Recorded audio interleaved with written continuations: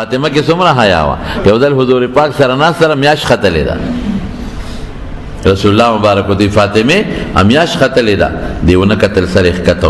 فاطمه تا ته وایم میاش ختلې ده، دی بیا سر ښکته بچې میاش. وی بابا د الله رسوله زه خو د درېمې دویمې څلورمې میاشت ته نه ګورم.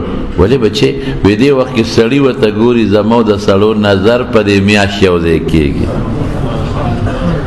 راشه د څوارلسمې صدۍ مسلمانانو ته، راشه د ټقارو کېړو ته، راشه بربند خپو ته، راشه بربند گریوان ته، راشه بربند سر ته، لیچو ته. هغه جینکې نن فخر کوي، نن په برقع زمونږ لوڼه خویندې شرمېږي، نن په حیا زمونږ لوڼه خویندې شرمېږي.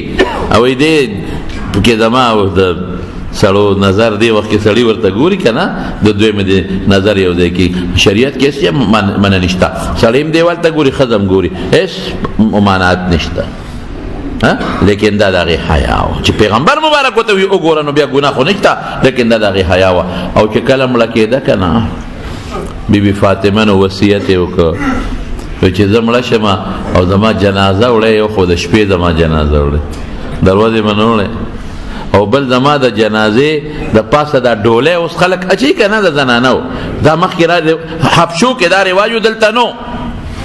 وی زما په کټ د پاسه به لرګي کېدی، د لرګو د پاسه به څادر واچوی چې زما کفن هم څوک ونه ویني.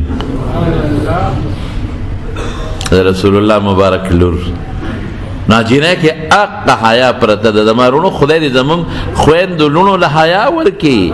دا هم خواهش پرستی ده چې نن جینۍ بربند سر خوښی، دا هم خواهش پرستی ده چې نن جینۍ بربند مخ او بربند سټ خلکو ته ښیي. دا هم خواهش پرستی ده چې لیچې ښکاره کړي دي، لاندې خپې ښکاره دي.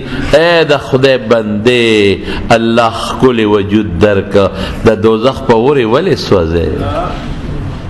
الله خشته مخ درکه، الله ښکلې ډانچه درکړه، الله ایمان دله پړه کې واچو، الله د مسلمان مور و پلار نه پیدا کړې.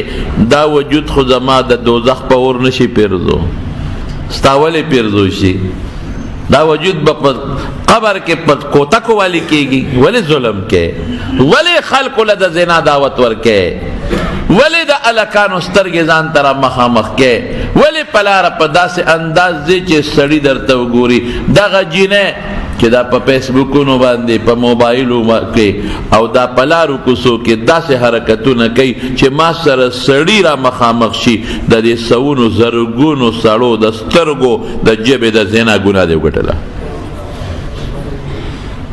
څه کې په کوم طرف روانه؟ یو خو به خدای نه منې، یا به رسول نه منې، یا به خدای او رسول نه منې.